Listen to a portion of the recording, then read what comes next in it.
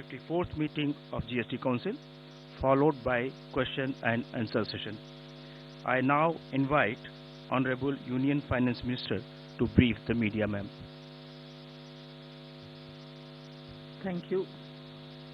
The 54th meeting of the GST Council took several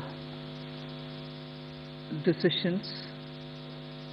I'll give a broad sketch of the decisions, and particular details can always be gotten into by the Revenue Secretary and his team.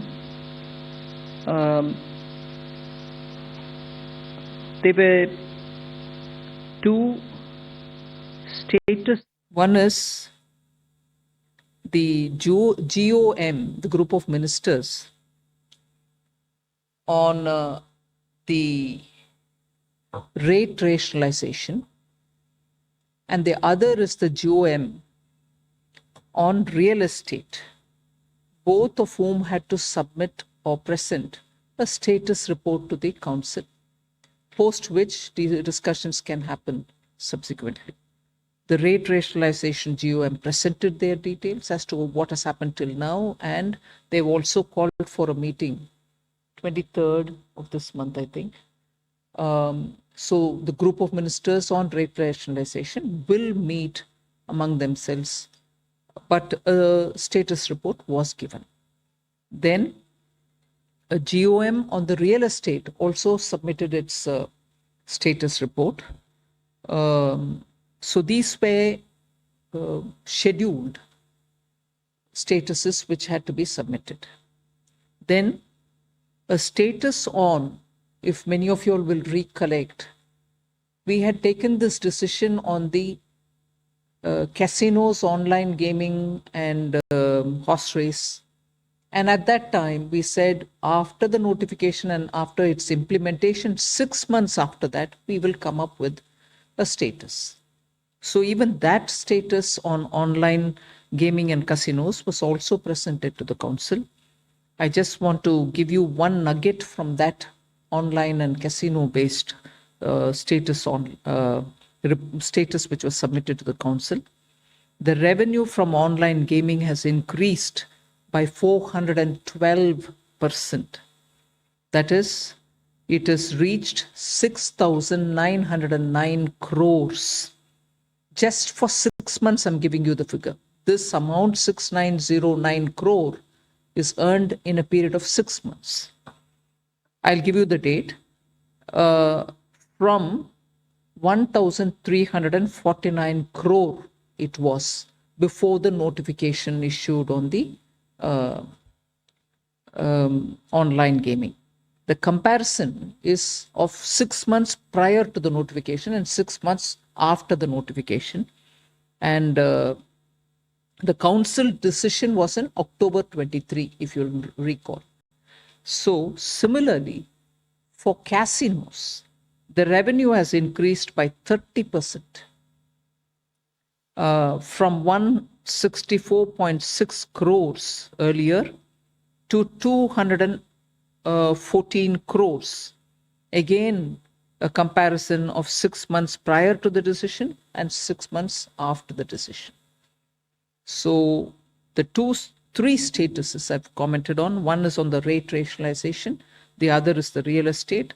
The third is, after 6 months, I was expecting to have a status report submitted on the casinos and horse racing and online gaming. So that has been presented. Now, two new GoMs have been decided. One is on the medical and health insurance. It will be the rate rationalization GoM headed by the Deputy Chief Minister of Bihar, but with newer members added for this limited purpose. The rate rationalization GoM under the Deputy Chief Minister of Bihar will be doing its job, but under his leadership, with newer members who have volunteered for the limited purpose of medical health insurance related GST. We have told them that they will look into this matter and come with a report by end of October, just 1.5 months' time. And the GST Council, which will meet in November, will finalize based on this report, which will come from the GOM. So why did we have to refer that to the GOM? Medical insurance related. There was good discussion, but the details of the discussion made us feel that there is more to understand and more to take a decision on. For instance, many resident welfare associations have asked, what if they do a group insurance for the residents? What happens to group insurance of companies? What happens to senior citizens? What happens to life insurance as opposed to term insurance?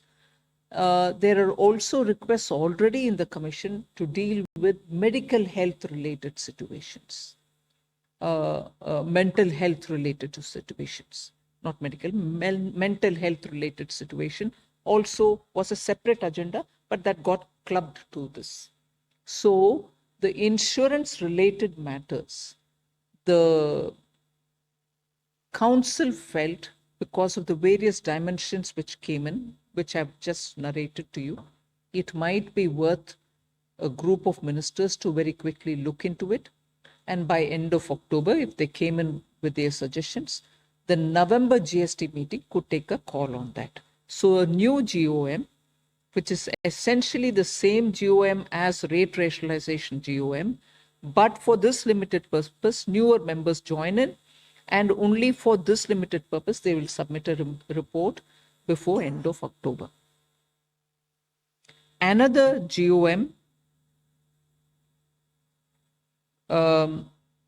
is for, let me tell you a background for it. We had discussed about the compensation cess, and it was understood, and it is clearly till March 2026 is when we can collect the compensation cess, which is the extended compensation cess.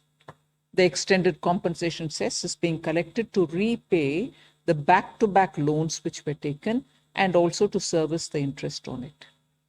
Now, earlier also it was indicated, but even now I would indicate probably by January 2026 itself, we will be clearing the back-to-back loan and the interest, and therefore till March, which is about 2 months of compensation cess, which would be left over. But compensation cess ends by March 2026.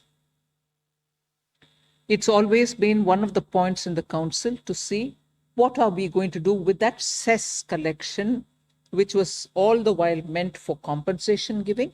But after that, what is it that we want to do? About that, we have been saying we will certainly discuss. So today in the council, the position on compensation cess was very clearly put up, discussed. I'm just showing you a printout, but I'm sure the message will reach you all about what exactly was the situation. So the total cess collection, actual and projected up to March 2025, is 8,66,706 crores. And compensation paid till 5th September 2024 is minus 6,64,203. Back-to-back loan repayable is minus 269,208. So interest on it is about, back-to-back loan is about 51,561, which is negative. So excess compensation to be recovered is a certain amount, and the projected surplus, which I told you will be 2 months of collection, it will be in the range of 40,000 crores. I'm not giving you the exact number, but 40,000 crores is what would be the surplus after paying back the back to back and so on. So this was presented, and after that there was a lot of discussion. So we have agreed to form a GOM, which will now take it up to study every state and their discussion, because Karnataka minister came up with figures which are applicable to his state. So we've said all other states which want to give theirs, we're not compelling anybody, but whoever wants to give can give. And the group of secretaries and others would discuss about it. So they will be, again, a group of ministers who will decide how to go forward in the name of compensation. Cess, it shall no longer be compensation post March 2026, but that cess, how to go about it, what to do with it, and so on, will be discussed by the group of ministers. Then there is a committee of secretaries also decided today for the purpose of explaining and also deciding on how to take the IGST forward. A detailed discussion was held because today we have a negative balance on IGST. So in this regard, the council decided that to finalize the way forward, a committee under the chairmanship of the Additional Secretary Revenue will be set up with officers of both state and center. You know, now there is a lot of balance which has to be retrieved from states who had excess IGST given to them over the period. So to discuss that, there will be a committee of secretaries who will explain how this whole thing has worked. There was also this request again from Karnataka Finance Minister that the formulation, the modus operandi of IGST, how it works, how it is calculated, how it is used for deploying resources, may again be explained to whoever wants. There is no compulsion that everybody, some ministers felt that they would want to understand it better. So Revenue Secretary would have informal meeting as and when they want, not in person. Whoever wants it, they can come on a video and talk to him to understand how IGST works. At the moment, the negative balance, which has to be retrieved from some of the states which have had excess payment done, will have to be done. But the committee of secretaries, committee of officers will decide on to take it forward as to how. And that will have officers both from the center and state. So these are the committees and some of the decisions which have been given to committees, some with a very limited time span. I again remind you, on the medical insurance, they'll have to come back by October. So on the, there was one more which they have to come back by October, IGST. On the IGST, the secretary, the committee of officers will have to come back. Then the council has today decided that funds given for research to state affiliated universities or universities which are which have come about with state laws, or universities which have come about with central laws, or those institutions which have obtained income tax exemption. So 3 categories. 1, universities and research centers which have been established by a law of the central government. 2, universities and research centers established by a law of the state governments, or those institutions which, as a 3rd category, those institutions which have obtained income tax exemption can receive research funds both from public, which is government, and from private, and they shall not pay GST. They are exempted from paying the GST. So these are some of the main decisions of the GST, but there are a few more which I request the Revenue Secretary and his team to explain, because there are very many more decisions. One of which I would highlight is reduction in the GST rates on specified cancer drugs. You will recall that in the budget we had cut down customs duties. Now, GST rate on cancer drugs are also being brought down. It's being reduced from 12% to 5% in order to further reduce the cost of cancer treatment. Then also decision on namkeens, extruded, expanded savory food items. GST rate on these is being reduced prospectively, not retrospectively, prospectively from 18 to 12%.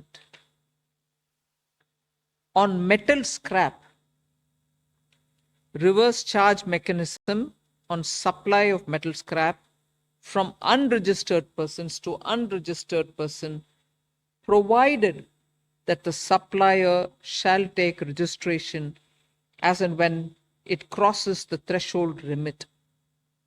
In addition, a recipient who is liable to pay under the RCM shall pay tax even if supplier is under threshold.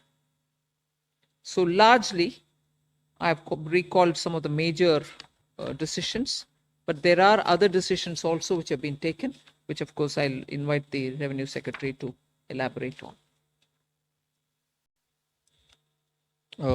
The other decisions which have been taken by the Council are relating to exemption for the affiliation charges which are levied by the boards, whether of the center or of the state, for government schools.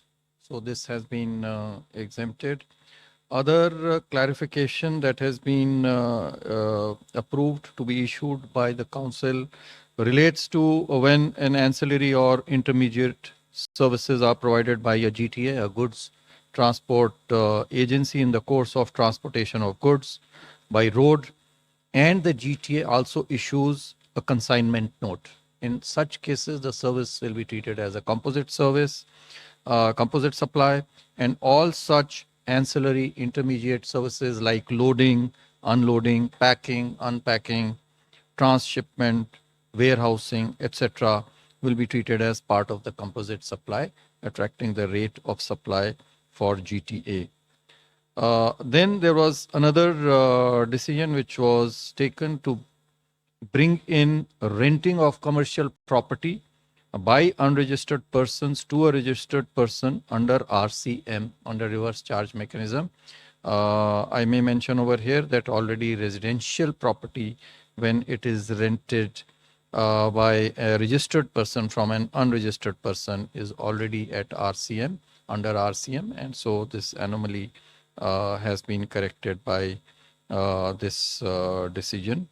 Then there were decisions regarding clarification of place of supply relating to advertising services being provided by Indian companies to foreign entities. It has been clarified that the recipient, which is a foreign entity, will be the place of residence of that particular entity will be the place of supply, so it shall be exempt from GST.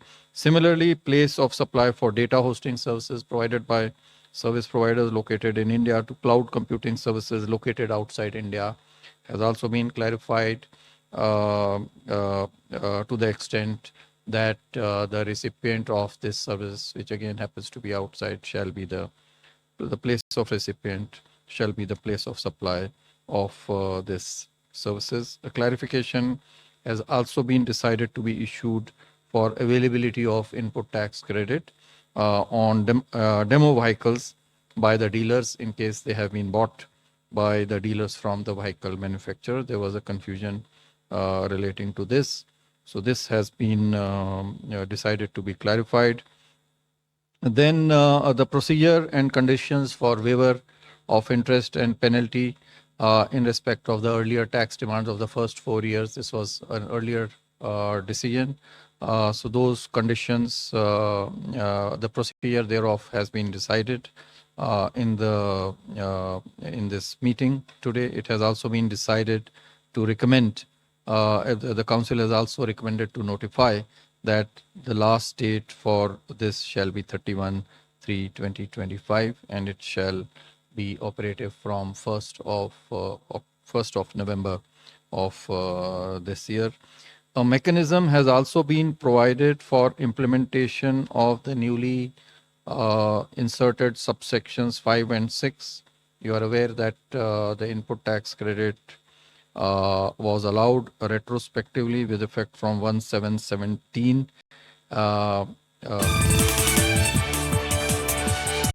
If you like this video, then like, share and subscribe to ET Now.